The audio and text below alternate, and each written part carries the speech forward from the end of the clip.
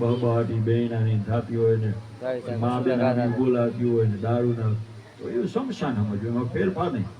પણ જે ઘરની અંદર કાંઈક ઉઠીને માનું નામ લેવાતું હોય, ભગવાન દ્વારકાધીશનું નામ લેવાતું હોય, આંગણું જેનું સ્વચ્છ છે, જેનું કર્મ સ્વચ્છ છે, જેનું મન સ્વસ્થ છે, ત્યાં રિદ્ધિ આપોઆપ છે પધારે છે. મેં કીધું એવું હોય તો રિદ્ધિ અને સિદ્ધિ બે ભેગા વયા જાય, બીજાને હારે પણ લેતા જાય કે ભાઈ રહેવા જેવું બહુ નથી. એ જીવનની માનવ દેહ છે એને અમૂલ્ય કયો છે ભાઈ, વારંવાર નથી મળતો.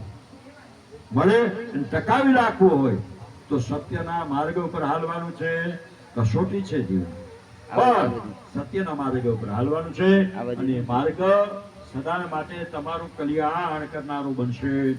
ઘરમાં રીધી રહેશે, સીધી રહેશે, ધંધામાં રીધી રહેશે.